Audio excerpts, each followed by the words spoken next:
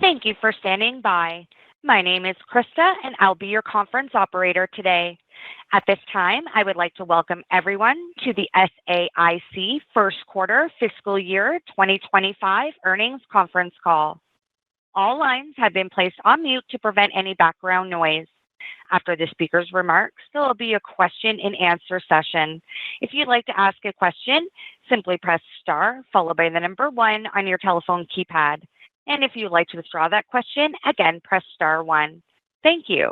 I will now like to turn the conference over to Joe DeNardi, Senior Vice President of Investor Relations and Treasurer.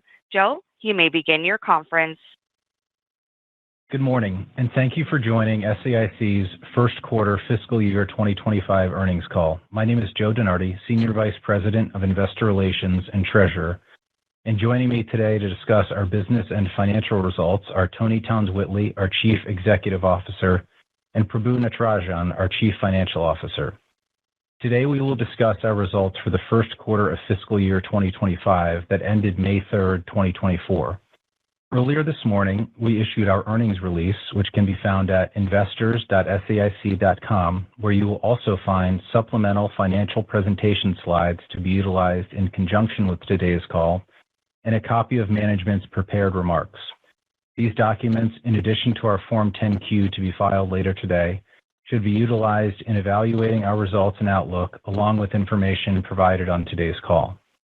Please note that we may make forward-looking statements on today's call that are subject to known and unknown risks and uncertainties that could cause actual results to differ materially from statements made on this call.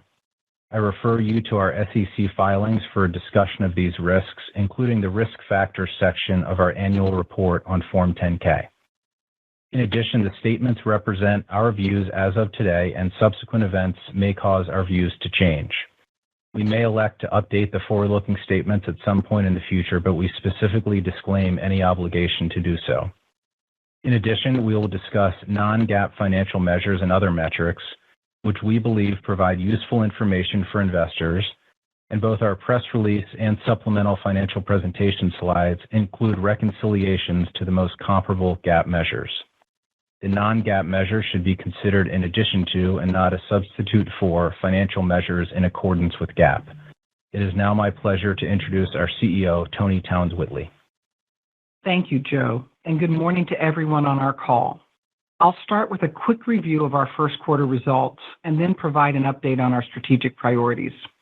Prabu will then discuss our financial results and outlook in greater detail. We reported solid financial results in the quarter, with 40 basis points of pro forma organic growth due to the ramp-up on new and existing programs, offset by a roughly 5-point headwind from previously discussed recompete losses. First quarter adjusted EBITDA of $166 million resulted in an adjusted EBITDA margin of 9%, which reflects the impact of increased investment in the business. We expect the timing of certain program performance milestones in the second half of the year to improve margins. Transaction-adjusted free cash flow of $21 million was ahead of plan as we continue to see good momentum on working capital efforts. I'll now provide an update on our strategic priorities. I want to again thank many of you for joining us at our April Investor Day, where we outlined SAIC's multi-year growth strategy. As we discussed then, SAIC's expertise in integrating emerging technology positions the company to deliver profitable growth by serving our customers across 5 national imperatives: all-domain warfighting, next-generation space, citizen experience, border of the future, and undersea dominance. These imperatives represent drivers of long-term and enduring customer demand. In order to increase value to our customers' missions and grow more profitably across the 5 imperatives, we will work to progressively shift our portfolio and bid into 4 key growth vectors: integrated solutions, enterprise and mission IT, civilian and mission advisory. And finally, to enhance our competitive positioning in the market and the value that we deliver to customers, we will prioritize investment in 6 portfolio differentiators: secure multi-cloud, digital engineering, operational AI, secure data analytics, system of systems integration, and on-demand solution delivery. 4 growth vectors across 5 national imperatives with 6 differentiators. The 4, 5, 6. The implementation of our enterprise operating model, which is optimizing program execution and building a best-in-class business development organization, continues to progress on schedule.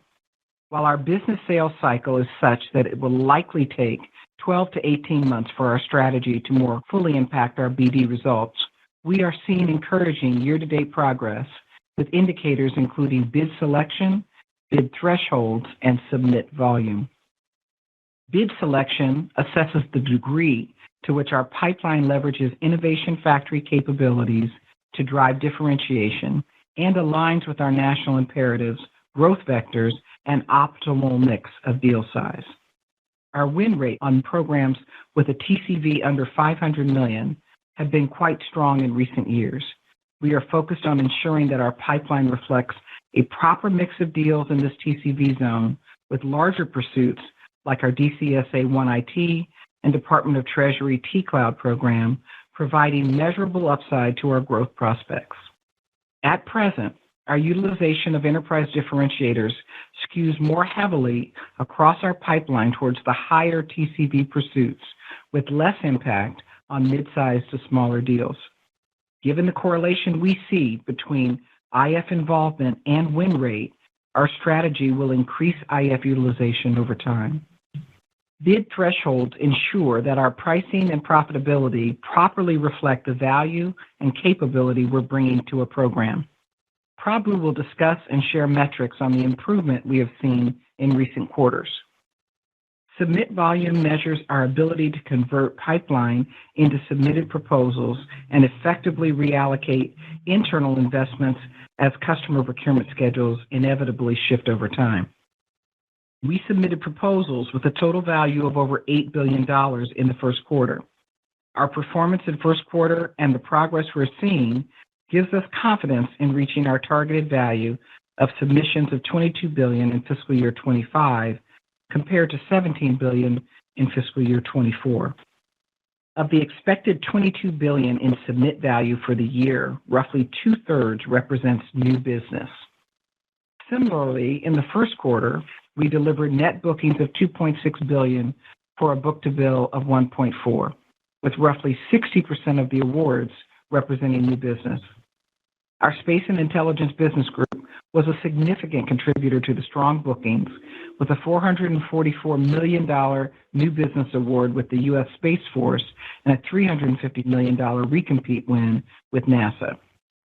Relative to the multi-year goal to increase bid volume to $30 billion by fiscal year 27, we see 3 primary drivers behind this. Greater organizational accountability to convert pipeline identified into pipeline bid, adopting enterprise-wide processes to drive standardization and increased efficiency, and investment in BD resources and talent upgrades to drive greater quality and throughput. Importantly, we intend to drive higher bid volume while also improving shot selection and margin thresholds. In other words, we expect an improvement in the overall quality of our pipeline and submissions as we increase volume.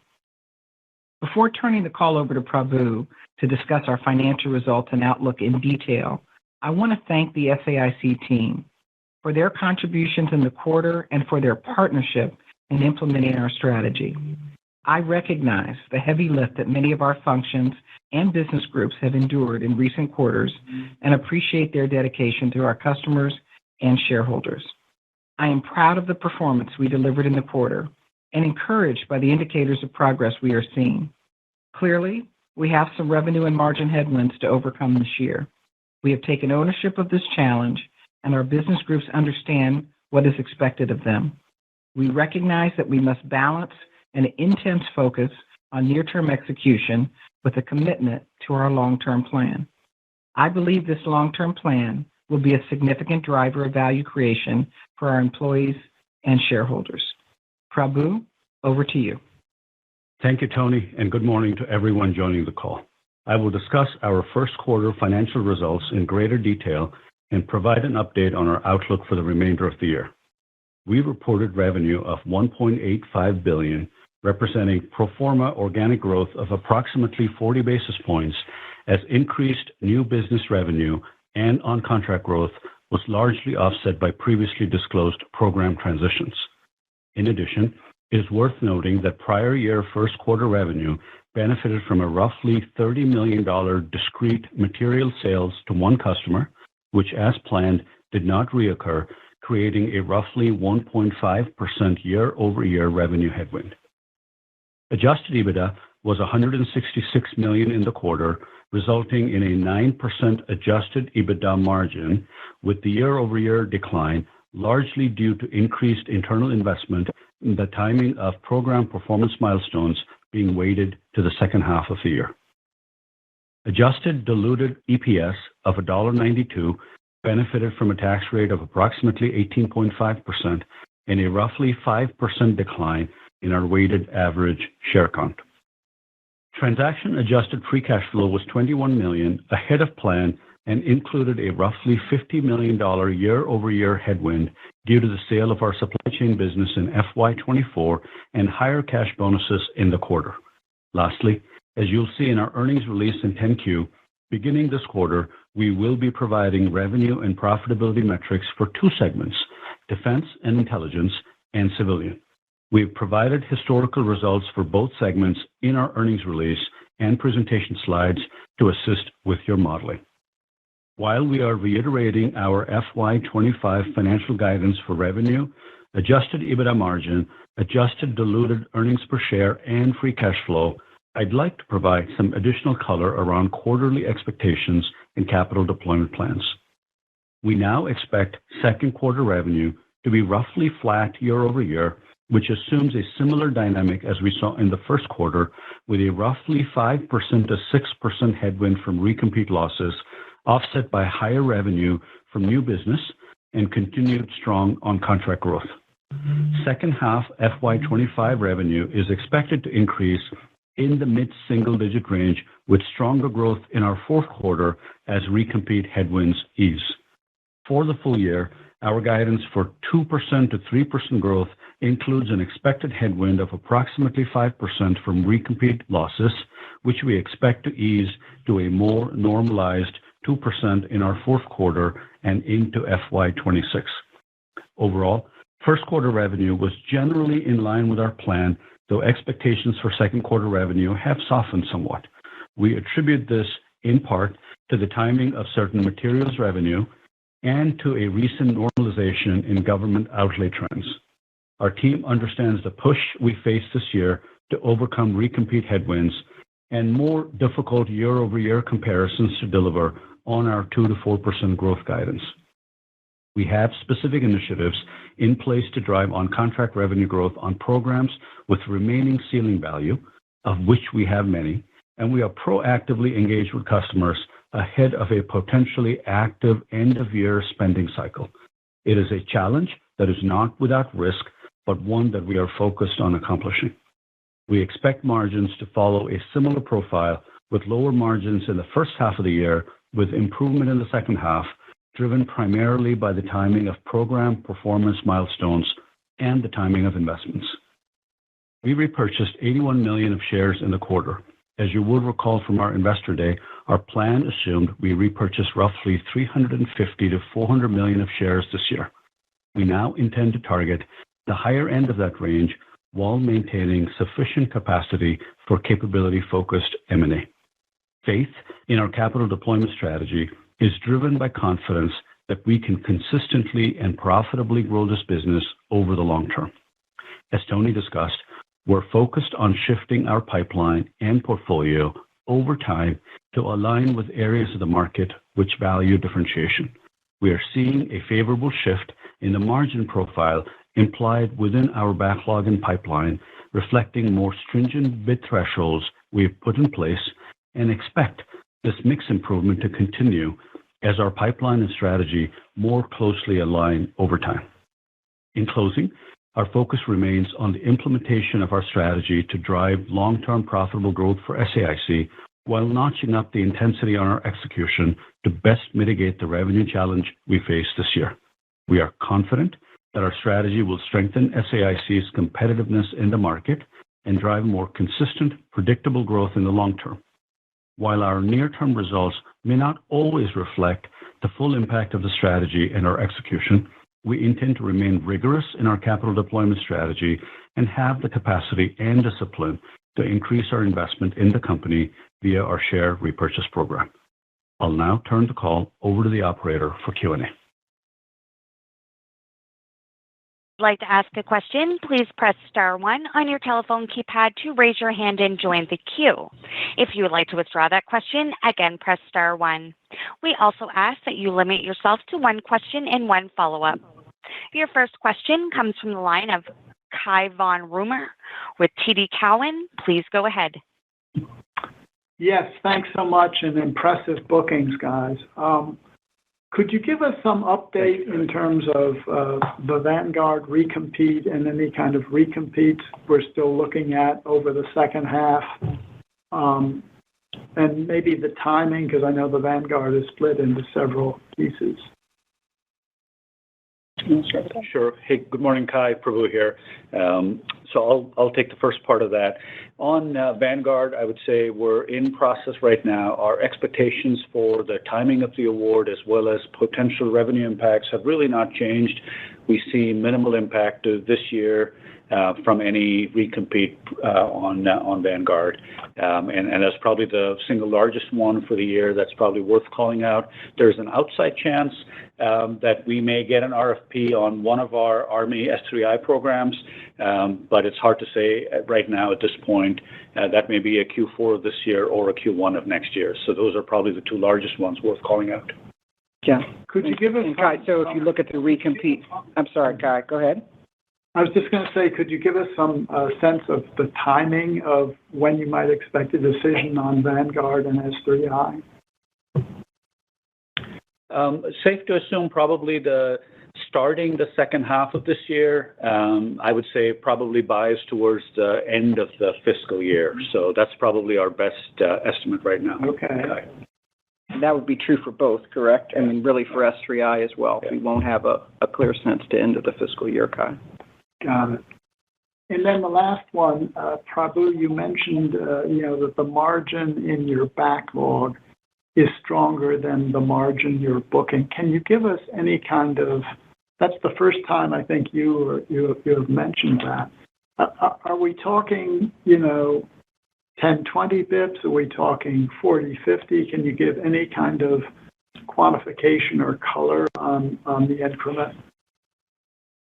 Yeah, good catch, Kai. We did mention that, and it is the first time we're providing a little more by way of qualitative information on the margin implied in the backlog and the pipeline. We put some, as we said in the script, stringent bid thresholds, and we are seeing some positive impacts from it on bids that are going out the door, but also the bids we're winning currently, where margin rates are inflecting higher, and I would say generally higher than the numbers you indicated in your question is probably all we can say. And we are seeing that across all of the contract types we have. Our cost plus for customers that are willing to pay for the differentiation, we are seeing our cost plus programs inflect higher as well as our fixed price and T&M work.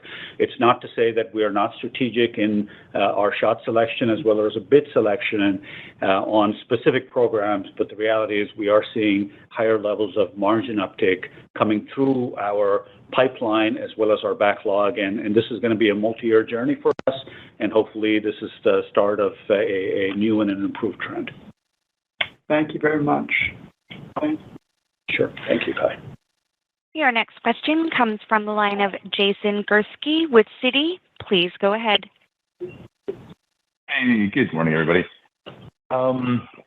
Probably just wanted to make sure I heard you right in the prepared remarks about M&A and capabilities, and maybe you could just kind of talk us through, what the M&A strategy is at this point and what you might have been referring to there. Thanks. Hey, Jason, good morning. Thanks for the question. And I'll certainly let Tony chime in here as well. But really, big picture, not a lot of change in our M&A posture. I think for a couple of years now, we've signaled our preference for technology-based kind of tuck-ins and capability-based tuck-ins.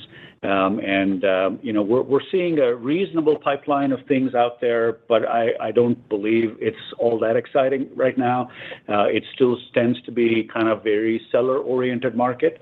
So we're just being very disciplined about what we're looking at. I think given the strategy refresh we've got going, and our pipeline is starting to reflect the strategy, the reality is our tuck-ins now become acutely more sensible in terms of pivoting to where the strategy is pivoting us, and that's how we're simply thinking about it, not really scale-based M&A. Tony? And Jason, I guess I would just highlight we've recently hired a head of corporate development. She's in, and we are tightening our processes, obviously, in terms of reviewing the market, assessing against a strategy that includes not only the hardening of our current enterprise differentiation. Think about the fact that we've identified where we believe our technology differentiation is, hardening that capability, but also looking as part of our strategy into the advisory consultancy and our civilian business, which are also growth targets in terms of where there would be tuck-in capability there. So we've expanded our aperture a bit. We've gotten very tight on our process. And as Prabhu has indicated, the market hasn't been flush with that many relevant opportunities to date, but we are diligent in our process and looking forward. Okay, great. And then if I might, just my follow-up question, talk a little bit about, what you're seeing for the company on the opportunity side in Europe. That's a continent that seems like it's going to have a prolonged upcycle here in spending, and just kind of curious if you see any opportunities over there that could potentially be additive to your expected growth rates here over the next few years. Hey, Jason, I'll take the first part of that. Big picture, I'd say our opportunity set is very closely aligned to where the customer priorities remain, and that means if they see more up tempo in that part of the world, we're likely to follow them there. I'd say specifically, as we think about what will create real differentiation in that market, I think we very much follow the strategy and the pipeline to say, are there interesting tuck-in opportunities internationally, just as we are looking at those domestically to say, are there specific capabilities that will be more differentiated in that particular theater? So I'd say, by and large, kind of sticking to our knitting at this point in terms of opportunities there. I think, primary statement that Prabhu made there, customer-driven.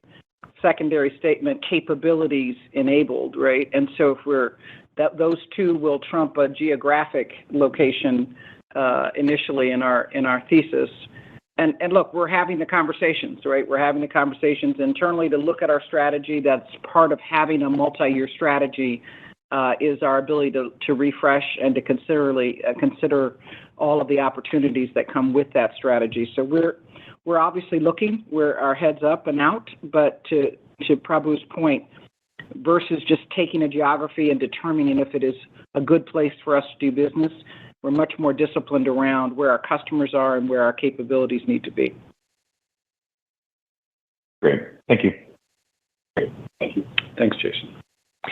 Your next question comes from the line of Matt Akers with Wells Fargo. Please go ahead. Yeah. Hey, good morning, everybody. Thanks for the question. Good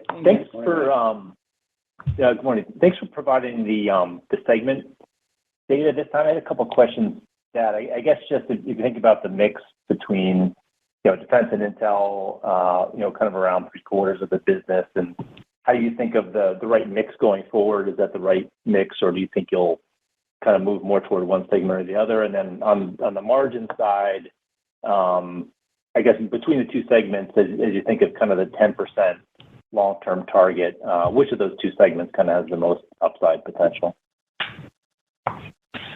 Hey, Matt, I'll probably take the quantitative part of this first. And in terms of the two reported segments that we have out there, I think it's fair to say that we would expect both segments to grow over the long term. Data point one. Data point two, by and large, the civilian business is where we have the predominant mix of fixed price and T&M work, not surprising for that market. And therefore, we would expect us to continue to improve the mix relative to the defense and intel market. I think third data point we would say is, as we think about where the optimal mix is, we're not targeting a specific long-term mix, but I think given the potential in that market and the strategy pivots that Tony has referenced a few times over, the reality is we would expect the civilian business to grow as a relative share. And candidly, I wish I could sit here and say that the margins are only going to improve in civilian. Our business group teams recognize that we have to improve margins across the portfolio, and that includes margins in our cost-plus programs, which is where our defense and intel business have to continue to pound the pavement here to ensure that we are improving margins there as well on the mix side. Tony?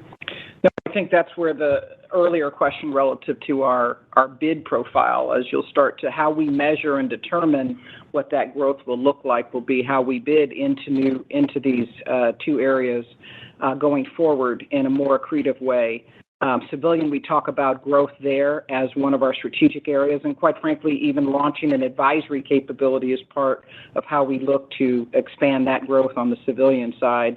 Defense and intel is our value creation story, where we are currently positioned. We have to move up the value chain, and I think we still have a significant growth opportunity in those spaces as well. So I think Prabhu's first statement, we plan all 5 business groups have to grow, and we expect all of them to grow. I think that's the major takeaway. Civilian, we will be putting quite a bit of focus on making sure we get a larger part of that addressable market over the next 3 years. Great. I'll leave it there. Thank you. Thanks, Matt. Your next question comes from the line of Sheila Kahyaoglu with Jefferies. Please go ahead. Good morning, everyone, and thank you for the time. Maybe my first question, just continuing on the segment discussion, and thank you for that. If we could just maybe focusing on the shorter term with the defense value proposition and defense and intelligence margins, they contracted year over year, which I guess part of it was attributed to the divestiture. But how do we think about the profitability profile longer term here of the two segments? You kind of touched on it, Tony, a little bit earlier, but should we expect a wider divergence? Hey, Sheila, Prabhu here. I'll take the first crack at this one. Big picture, margins came down in defense and intel relative to Q1 of last year. Part of that is the timing of EACs, which are more second half focused. I think the additional investments we're making across the business, as we've explained through our year-end earnings call as well as our investor days. That's partly what's driving margins down in defense and intel relative to, I'd say, Q1 of last year. I think big picture, as we just mentioned, I think we have a higher mix of cost-plus work in our defense and intel business, but we do expect our EBITDA margins as well as our EBIT margins to go up in that business. And as I mentioned in the prepared remarks, we have a fair amount of work in our pipeline that is cost-plus work, and we are seeing margin rates pick up there.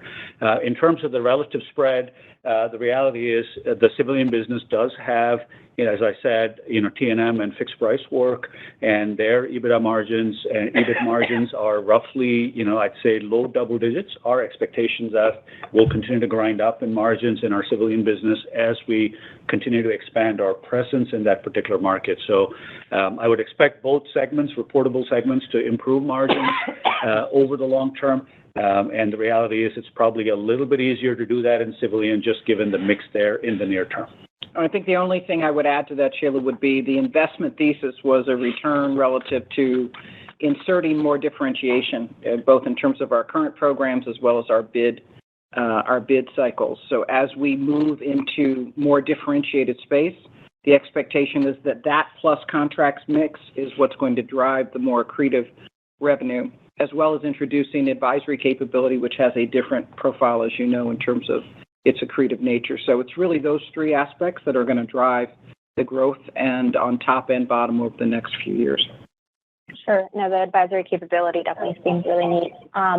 Maybe on the organic growth, just talking about more the quarterly cadence comments, probably you talked about in your prepared remarks, just basically flat in the first quarter and then ramping to mid-single digits and rather Q4 weighted. Can you talk about the drivers of that growth outside of timing of recompete losses and what are the biggest programs that ramp? Sure. We'll do that, Sheila. Relative to organic growth, I think we're signaling, kind of flat-ish first half, ramping up to, mid-single-digit growth in the second half of the year. I think part of the change in the expectations, as we mentioned in the script, is that some of the material sales that we expected will occur in Q2 may shift. I will underline the word may shift into Q3, but obviously, working as much as we can to pull things to the left here as we cycle into the second half. In terms of the growth drivers between H1 and H2, our DTAM win, which we called out, and on our year-end call, that is expected to ramp over the course of the year. I'd say biased to the second half of the year as the team continues to fill out the task orders on that program.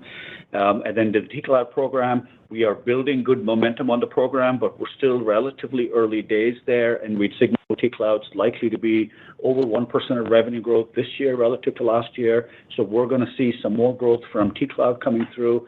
GMAS, which we won at Q3 of last year, is continuing to ramp up, and we are likely to see some progress there. And there's a more recent win, over $200 million in Air Force that we will likely talk about over the next several weeks that is also likely to generate some growth on the new business front. And then separate from that, Sheila, we've had about 5% of recompete losses is our estimate for the year. The reality is we are also expecting on-contract growth to be about 3 to 5% incremental to last year. So if you put all of that together between the recompete losses and the increase to our on-contract growth rhythm, as well as new business wins, that's what ultimately gives us comfort that we'll be in that 2 to 3%, although albeit a little more back-end loaded this year relative to our initial estimates. Sure. Tony? Thank you so much. I think, yeah. Your next question comes from the line of Seth Selman with JP Morgan. Please go ahead. Hey, thanks very much, and good morning, everyone. I wanted to ask, I think probably you made some comments in the script about a normalizing environment for government outlays as a reason for some of the slowness that you're expecting in the second quarter. And, I wonder if you could talk a little bit more about how the environment might be changing, what's driving it, why that doesn't alarm you a little bit more about the second half. And if you can address that. Yeah, I'll do that, Seth. And Tony, if I miss something, please add in here. Seth, as we sort of began our fiscal year here, we began to see some softening in O&M outlay. I think you all saw the data that came out of the DoD. Now, we saw that weakness for maybe 2 or 3 months, and then it began to change again the last time we saw the O&M outlay data. So I think what we're really signaling is a softness that we saw in the outlay data to start the fiscal year. And I think part of the caution heading into the second quarter is that we would like to sit back and see if the April trend is a 1-month blip in the radar or actually a reversion to what we saw last year. And just as a reminder, outlays remained incredibly strong through the course of last fiscal year and, caused us as well as many in the industry to continue to beat consensus numbers very handsomely. And we've been signaling for a couple of months now that when the outlay environment returns to something that is more normalized, we are likely to see some impacts on the revenue profile. So the reason it doesn't alarm me is we do have a budget in place for GFY 24, and therefore we do expect O&M outlays to pick up again sometime this year. But the reality is we are being cautious because the last time we saw outlays pick up, we didn't always see revenue come through right away, but we saw a little bit of a lag, about a 3 to 6 month lag. So I think we're just being cautious about it. And as I've said, we'd like to stay calibrated with our investors around what we're seeing in the market. So we're not alarmed because we don't think it's a long-term trend, but we are certainly cautious given that it may have some temporary impacts to our revenue profile. And that's simply all we're signaling in the script, Seth. All right. Okay, great. Thanks. And then maybe just to follow up on that point, you also mentioned potentially a active, end of year spending cycle. And so, despite maybe some of this unevenness in the outlays, it sounds like, maybe you are looking for a fair amount of award activity as we exit the year. And I'm wondering, the extent to which that is tempered at all by, potential continuing resolution through the last part of your fiscal year and the election. Seth, let me just jump into that particular part of the question. We have worked with our government relations team to get pretty clear signal on what will be an end of fiscal year sort of spending cycle, and that happens, as you know, every fiscal year. We do see, and we've obviously done the research down to our customer set. We do see where agencies across the various government sectors are going to be active at the close of the fiscal year. In fact, in advance of what may be either concerns, trepidation, and/or not having clear signal for the next continuing resolution. So we've got a plan in place and a fairly robust playbook to make sure that we are part of sort of sweeping in the end of the fiscal year across every one of our business groups. In fact, we've targeted it down to specific program levels. So that's partially an offset when Prabhu talks about H2, the Q3 component of H2 for us. We are looking to see some lift in that regard. Great. Excellent. Thanks very much. Thank you, Seth. Your next question comes from the line of Bert Subin with Stifel. Please go ahead. Hi. Hey, good morning, and thank you for the questions. Morning, Bert. Hey, Bert. Hey, from Boots. Maybe just following up to Seth's question there, it sounds like you're somewhat cautious on the spending environment, but we're now in a position with appropriations having taken place, supplemental spending bills have been passed, and that should drive incremental improvement from the first quarter. Assuming that does happen, how do you go about pushing for more on-contract growth, maybe above the 3 to 5% levels you mentioned, and just broader new task order wins to help provide some padding in what's likely to be a more uncertain FY25 setup where you're still going to be awaiting some of those larger awards? Hey, Bert, thank you. Good question. Look, as Prabhu mentioned, we've got specific programs that we're looking to ramp, and he mentioned a number of them, even programs that we've had even for over a year here at DCSA, 1IT, AOC, Falconer, and others. But fundamentally, we have a playbook around on-contract growth that we are working across each one of our business groups that actually gives, if you will, a template around different types of contracts, how we grow off of those contracts, whether it be fixed price, T&M, cost plus, how we introduce differentiation. We're starting to measure the differentiation in our current programs. And we know about a quarter of our programs right now, our larger programs that we deliver, have differentiation from our factory. We are looking to drive that systematically beyond a quarter to the majority of our programs that we are delivering, as many as possible. So we're starting to measure where, if you will, our enterprise tech and other forms of differentiation occur on existing contracts, and how do we introduce that differentiation as part of our on-contract growth. And then Prabhu mentioned even in terms of understanding where our customers are putting their focus in terms of growing their programs for their various missions. So we have a pretty tight playbook that we're working. We've just instituted for the rest of the fiscal year that we'll be driving this on-contract growth with the goal of starting as soon as possible. As you heard Prabhu say, move left. We all understand that on-contract growth has to start right now to have the annualized impact that we need.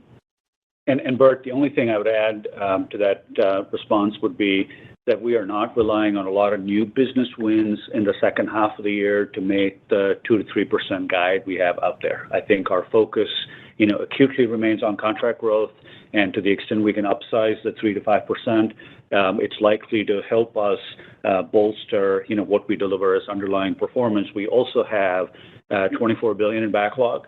And so there are many, many large contracts we have with ample amounts of ceiling, and the team is laser focused on delivering additional volume through these large ceiling programs. Got it. Maybe as a follow-up, if we think about the other side of things, which is the recompete area, where you noted sort of 5 points of headwinds this year, NASA seems to be the partner, at least, where a lot of those recompete losses showed up, first with Aegis and then OMS and now potentially NASA East. I guess my question is sort of two-part. One, is there a chance you still maintain some work under NASA East, or is that assumed in the in the recompete headwinds? And then two, how do you get confident that you sort of changed your go-forward strategy with NASA such that those pursuits start going the other way? You want to take it first? Yeah. I'll take it. Hey, Bert. Appreciate the question. We did win a NASA recompete, our SMAD program that we booked in Q1 of this year. Roughly, $350 million that went into bookings. So I think it certainly counts. On the NCAPS program, I think right now our expectation is that we are unlikely to see major revenue disruptions from NCAPS this fiscal year. But we are being very careful in the way we are thinking about NCAPS's impact to next year's revenue, and that is fully reflected in the 2 to 4% guide we've got out there. And the mission suitability is the one area where the team has spent a lot of time on evaluating our submissions relative to the evaluation itself on mission suitability, but we're laser focused, and hopefully SMAC represents a little bit of a turn in terms of our ability to fix that particular part of the portfolio. I'm right in line with Prabhu there in terms of mission suitability, as well as the differentiation within our factory that actually resonates well within the NASA customer set. So I think we've done a number of deep dives and loss reviews to understand where we did not meet the challenge, both in terms of the solutions proposed, as well as, quite frankly, our execution on the ground. And both of those were contributors to our poor positioning with NASA on the recompete side. We are improving in both areas, as Prabhu mentioned, with a recent recompete win, substantive enough to mention on the call here, over $300 million, but also, quite frankly, the differentiators being driven into the programmatic delivery on our current contract. So NASA is still an opportunity. I think we're still evaluating where we play, and we've got a couple of major opportunities there for bid purposes over the next 2 to 3 quarters. Thank you. Your next question comes from the line of David Strauss with Barclays. Please go ahead. Thanks. Good morning. Hey, David. Just wanted to go back to this first half versus second half growth dynamic. You're talking about mid-single digits second half of the year growth. Is it really all going to just come through in the fourth quarter? I mean, your comp in Q3 is still really tough. Your comp in Q4, I think on work days is relatively easy. Is that basically the setup, the minimal growth in Q3, then kind of a hockey stick in Q4? Yeah, so David, I think you're picking up on something. We are signaling roughly flattish H1 and mid-single-digit growth. Yeah, I think you're exactly right. The comps do get hard in the second half of the year, which is partly why we're being cautious heading into this particular print. I think the on-contract growth regime that we have in place right now is going to take some time to gain traction here over the rest of the fiscal year. Obviously, the teams are getting pushed to pull revenue in. So hopefully, my expectation would be, my hope certainly would be that we start to pull revenue left starting Q2 beyond what we have in our forecast right now, and that improves in Q3 so that it becomes less of a hockey stick in Q4. That's what the game plan looks like for the operational execution side of this. But the reality is we don't always control the cadence of that procurement volume or moving revenue to the left. And so I think we're just being careful in the way we're calibrating the H1 versus H2. But we don't want this to be a go-get in Q4 because we all know that that's going to be very, very hard to do. Okay, got it. And then on cash flow, what is kind of the cadence on cash flow look like the rest of the year? When does this, the receivable benefit that you had in Q1 reverse itself out? Yeah, so fair question, David. I think, in terms of Q1 itself, we delivered $22 million of free cash flow. If you normalized it for the higher incentive comp accrual as well as the sale of the supply chain business, we'd be right on top of where we were last year. So roughly 70 to 75 million of free cash flow. Our typical rhythm for free cash flow tends to be weighted in the second half. This year is no different than our typical H1 versus H2 dynamic on free cash flow. Where I get comfortable on the full year is that our collections were actually incredibly strong from, I'd say Q2 of last year all the way through Q1 of this year. So I would expect that trend to continue to help us. And but in terms of the rhythm itself, the cadence itself, I'd say H1, H2 cash flow tends to be more H2 focused, and that's not likely to change. Our cash flow is also impacted by our pay periods, and so there's typically one additional pay period every other quarter, and so that actually impacts our cash flow timing as well. But again, no real surprise expected for the year. I think we're right on track in terms of collections. It's just the timing of some of these one-time items, including our cash bonuses at Q1 here. Hopefully that was responsive. Thanks very much. Sure.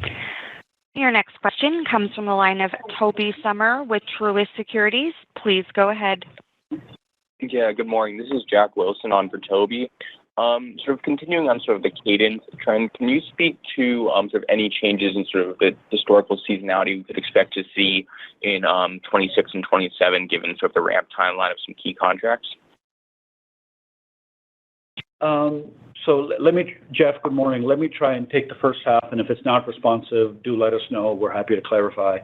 Kind of a big picture, as we said, we're expecting the headwinds from our recompete losses to, I'd say, simmer down to about the 2% rhythm at the end of the year, at Q4 specifically. That's the assumption we have going into FY26. Last year, FY24 was a more normal recompete loss year cycle for us with about 2%, and we delivered about 7.5% growth in last year. So I would say if recompetes are back to that 2 to 3% rhythm, which is expected to be at Q4, and if that trend continues into next year, we would expect this business to grow. Our current guide is 2 to 4%, but again, depends on, frankly, conversion of outlays into revenue, heading into next year. But we also have a robust pipeline out there. As we mentioned in the prepared remarks, we submitted about $8 billion of volume in Q1. We submitted $17 billion in all of last year combined, so we are certainly on pace to getting to about $22 billion. And I would say the vast majority of that, at least 2/3 of that, is inflecting to new business. So I think part of the expectation is that while new business is not something we're relying on for this year, we are expecting new business wins to continue to ramp and provide some support for our organic growth rate thesis here as we head into 26 and 27. That's helpful. And then maybe as a quick follow-up, is it possible to quantify sort of in what percentage of the bids you're submitting you're using AI as a differentiator? That's a good question. I don't know that we are using AI as a differentiator for the bids that are going out the door. We are certainly using the tools inside our business development organization as we're reviewing the proposals that are coming into the door here. There is a handful of bids that are more AI-oriented, operational AI-oriented in the pipeline, and we're likely to talk about it when something comes up. Yeah, no, I would just say think about AI both in terms of how we use it to bid and then what is actually in the solution set. And operational AI that we talk about differentiating on, which is AI that we say operational is fairly unique in that it is sort of a lightweight AI. It's got form factor considerations. It's air-gapped for certain environments, for classified environments. That is usually combined with some of our secure data capability on our platform, on our Coverse data platform. And those bids, we are measuring our ability to insert those, and we are pleased to see that capability is in our largest bids. We're finding in the majority of our bids that are our top largest revenue bids that we are in fact leveraging those kinds of capabilities. What we have to do again to be balanced is to make sure that we are systematically driving that capability into all of our bids, and so we're measuring both aspects, revenue and the count. Thank you very much. Our final question today comes from Cai von Rumohr with TD Cowen. Please go ahead. Yes, thanks so much. This has been partially answered, but you had $79 million MARPA benefit in the quarter. So if I back that out, it looks like the DSOs went from 45 to 50. So you have a relatively high, hill decline. Do you expect the MARPA to be zero for the year, that 79 to reverse out, or is that going to be part of the way we get to our cash flow target? Hey, Kai, appreciate the question. Our guidance for free cash flow, and by definition, operating cash flow, excludes our borrowings from our MARPA facility. So we're actually normalizing for that, and we're not including it in our operating cash metrics. I think in terms of the DSO questions, it's very hard to measure DSO on a quarterly basis. What we tend to look at is sort of our average daily collections volume. And if I look at the trend in our average daily collections, it's remained very, very strong over the course of the last 6 or 9 months, and it remained very, very strong at Q1. So yeah, DSO went up a little bit. The reality is that we are pretty comfortable with our rhythm on collections and no concerns around the full year, but MARPA is not in our adjusted operating cash or our free cash flow metric. Terrific. Thanks so much. Good answer. Sure. Ladies and gentlemen, that does conclude our